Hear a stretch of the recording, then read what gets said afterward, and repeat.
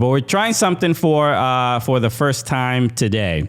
So especially since we've both started in soccer in 2015, we sort of came up together, which is like you don't even think about it necessarily. But I think for us, because we didn't start working in MLS, we had to, bust the door down. So it was a little bit of a different trajectory. Sure. But we've worked in soccer and we've interviewed a lot of people. And this has been really kind of fun when you look back at some of the athletes that we've interviewed. So I wanted to do something fun. We wanted to do something new here at the Cooligans podcast. We are going to do, for the first time, a five-a-side. Woo! And the teams are built of MLS players that we've interviewed. Okay. So my five versus your five. So do you want? I don't know if we were going to do a poll in the chat. If you can do it, handle it. I don't know, but we'll see how it goes, Mike. All right. So let's get this going. All right. P.S. I just want to say I kept mind of who I had interviewed on my podcast, The Call Up. But in general, you can make some changes if you need to. No, but I do have an honorary. I have an honorable mention. Right. Technically, all of these have all these interviews. Carlos Vela spoke to you. Carlos Vela. He responded. 100%. This was great. Okay. Oh, so here it is. So let's get going. I'll read this off for our audio listeners. So at striker, we got Landon Donovan. Landon Donovan was one of the most, he's a legendary, obviously, player in American soccer history. But talking to him also because he played for Everton, it was one of my favorite interviews. But he's up top. Midfield, Carlos Vela, okay, and David Beckham. So this is already wild that I've interviewed these people, all legends, right? Totally. And then defender. We got Jimmy Conrad. Okay, when it comes to when you need somebody to put in a strong tackle against Lionel Messi in a friendly, because everybody knows roll the tape. That's Jimmy Conrad's thing. And if you need a good interview guest for your podcast, Jimmy Conrad is your guy. Now, at goalkeeper, we got Tim Howard. Tim Howard did the show. Fellow Hungarian Tim Howard. Is Tim Howard Hungarian? Half Hungarian. I did not know this. Yep. I thought he was just Jersey through and through. No, half Hungarian. His mom. Okay. Him. Fascinating. And then as a coach, the coach of this team has to be Jim Curtin. Jimmy Say. Jim Curtin, the homie, great interview. Always, he's a great podcast guest. Who, by the way, has been unleashed as of late. He has been wild. Without a doubt. He is here for it. He is in his bag, as they say. You know, he is simply saying, look, I'm the Philadelphia. My work speaks for itself. That's how he is carrying himself. And even he made the comment about how he feels Ted Lasso has hurt the American sort of perception of managers and stuff like that, which I don't 100% agree with. It's a nice show. I have friends who write on it, but anyway, but I understand. I mean, it is what it is. He's totally entitled to his opinion. So that is my five-a-side of MLS players that I've interviewed. I don't think anyone thinks a lot about American soccer. I don't think that people think a lot about truly American soccer and Ted Lasso. Like, I think Ted Lasso is just a fun show to watch. Mm-hmm. But I think because Jimmy C is so ingrained in soccer, right? He's just thinking about it really deep, which I'm fine with. But I don't think it hurt. It's a hard-edged dude. I mean, I respect that. He's like, no, I don't. Look, he's coach of the year. I'm gonna allow him to have his opinion. Okay. So this is Jill. I'm gonna show Jillian's list right now. Good, because I don't remember it. Because I don't, so this is a surprise to me. I do not know what her list is gonna be. So let's see what Jillian's five-a-side of guests is. Okay. Oh, this is good. Okay. This is really good. I'm a little bit, okay. There's some intimidation factors here. I see it. Okay. Up top, do you want to read it? Sure. Okay, I'll take you through it. So mine really didn't have a lot to do with their play on the field, more interviews that I enjoyed. Okay, that's fair. And I'm going to start with the front. I'm going to start with up top. Javier Chicharito Hernandez. Who I've also interviewed, and he's the best. Yeah. He's a great guy. Yeah. You know, kind of the opposite of what you get in my request so far with, what's the word? Being collaborative with Carlos Vela. Like, Chicharito was very collaborative with us. And it was fun and it was light. And he talked to us about how being into fashion now has kind of like been a mental health exercise for him. Yeah. Of like, if you look good, you feel good. And I wanted to focus on that. And it was just so real. And we were really in our feelings. We were sitting out on the field in some like director's chairs. And it was just so real. So I appreciated that. Chicharito, I said this to him as well when I interviewed him. I appreciated he's a vulnerable person. I like that. And there aren't many professional athletes that are comfortable showing that side of themselves on public platforms. Even on Twitch. I don't know if you ever watch him on Twitch. He's great there. He connects. Yeah, I mean, he announces his own injury timelines as well on Twitch, which made his manager, Greg Manny, not too happy. But that's certainly vulnerable. Okay. Someone else who was vulnerable with us at All-Star 2022 in Minnesota was Sebastian Driussi. Okay. We were doing like a live kind of like Super Bowl row kind of show on the call up. And Sebastian Driussi, no habla inglés. Okay. I think in life he does, but not, in front of the camera. It's a bit more challenging, yeah. Scary thing. And he just happened to walk by with his comms guy, Ryan Madden, at Austin. And Ryan, being one of the best, was like, you want to go over there and talk to those two girls? And he's like, see. So he came over. He was not scheduled. And he sat there. I think I screamed like, hola, ¿cómo estás?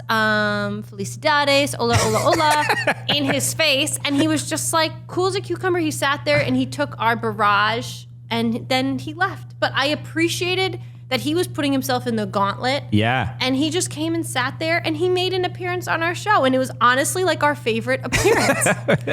So that's why Sebastian Driussi is on mine. Also because he was a front runner for like league MVP. Yeah. He happens to be pretty good on the pitch as well. Alexi Lawless is in it for the sole reason that he has given me one of my favorite moments on our podcast, The Call Up, which was flawless or lawless. That's a Stu God special right there. Stu Gods came up with that one. We didn't know how he would take this. Okay. We showed him looks that obviously he was proud of at one point. Maybe like the one you see right there. Right. And was just like flawless or lawless. And, flawless means that it's great and lawless means like it's against the law, throw it out. And he played along and you thought we got into fashion with Chicharito. We got into it with Alexi. And I'll tell you this about Alexi. I know he entertains. Oh, yeah. But angers, infuriates. Yes, he does it all. He is a guy who is also, though, incredibly responsible and supportive of the whole MLS community. Just a couple times throughout my career, he's just shot a note when he doesn't need to, being like, good luck today. So, like, Alexi really does support the other MLSers. And sometimes people can be very competitive. And Alexi's not one of them. No, and look, it's difficult. I don't know if you are ever in this situation as well, but sometimes it is difficult to defend Alexi and his decisions, or what he tweets and certain things, because there's plenty of things I don't agree with Alexi Lawless on. Same. But then, so he'll tweet out some like nonsense, or it's like annoying, or it's kind of there to rile people up, and then I get messages when, my wife and I announced we were having a kid. I get a very sweet message from Alexi. When my father passed away, I get a very nice message from Alexi. And it's just like, it's like I hate that he's so nice and he's a very, very kind person in almost every facet of his life outside of Twitter. Yeah. That's really all it is. Screw social media. Then I also have Miles Robinson, because I've loved watching him come up. I feel like a proud mama. Super draft pick at Atlanta United. Should have been a center back. Should have been a defender for the U.S. men's national team had he not been robbed with that injury. Right. So I am just so here for kind of like the comeback season of Miles Robinson. And when we've talked to him, he literally should be like a surfer. He's like, it's all love, man. It's all love. And it's just not what you expect from a defender. When you think of a defender, you think of like Giorgio Chiellini. who I always think of just with a bandage on his head. And when I found out he was coming to MLS, I was so excited. Because you think about all those big Juventus moments of like blood, bandage. And then, this is a man that captained Italy to a European championship like 20 months ago. Right. And he says, I'm going to come to LAFC because I want to win more trophies. Gets there in the summer, and then he wins a Supporter Shield, a Western Conference Championship trophy, an MLS Cup, and I'm like, Yeah. you kind of did that. And the guy's got like a business degree, maybe he has like an MBA. He talked to us when we had him on the podcast about how good the Apple deal was going to be. And this was like 9 months ago. I'm like, he has charts and graphs. Do the players ever know what's going on with anything? And then we did like some silly little game with him about like, all right, where's the better drivers, Italy or the US, that kind of thing. And we said, all right, who has the better food? And he goes, I love the tacos. And I was like, what? Giorgio Chiellini loves tacos. Loves tacos so much. It's he picked the right team, Yeah. And Phil Neville is up there for me. And I would not have said this at this time last year because I didn't know him well. Mm-hmm. But he gave us great value when we talked to him. And the Neville family in England, like having this kind of Ted Lasso-y team in Bury, where his mom, his dad, his brothers, his sister, his grandmother, I think it was, or aunt, like made the food that was like given in the sponsor suite. Like they ran like a lower division team. Oh, wow. The whole Neville family. And it's like, it's a great story. And his mom, Jill, was like the team like president. Like it's a great, great story. And he told us this and his value just went way up. All right, look, that's Way up. The biggest surprise on this list would be the coach that you selected, but I'm impressed. And look, and they have 2 wins in the season already. So wait, what is this? Wow, kind of wild that Atlanta is the furthest north that Jillian has been. I don't get that. I don't get that. Is that a joke? Oh, meaning that the players that you selected, like the furthest north MLS team is. That's just a coincidence. Alexi's further north. I guess. Alexi lives in. Oh yeah, California. In California. I don't know. Anywho, that's my 5. Okay, my 5 against her 5. You can see it on the screen. People can vote here. Got the poll up in YouTube. We're going to post the Twitter poll after the show as well. So okay, all right. So what are the numbers looking like now? It's early. It's early. We've only got 26 votes, but so far Christian is leading 65% to 35%. Ooh, okay. That's hurtful. It's early. It's early. There's still plenty of time. That's hurtful. Okay. Let me ask though, if you guys could only pick from each of your teams best interview, who would you say? Oh, best interview just from interview, not like playing career, like Starstruck, whatever, just in terms of who gave you the best interview if you could only pick one. From our list? From our list. Phil Neville. Really? You're talking in like when you talk to Phil Neville, you're talking to him about real life stories with David Beckham, real life stories with Sir Alex Ferguson. Like it's insane. This is tough for me. So my instinct is to say it probably has to be Carlos Vela here because I love that. Mainly because I was expecting a like kind of closed off guy. He doesn't really do that many interviews. He doesn't seem to be that interested in doing them either.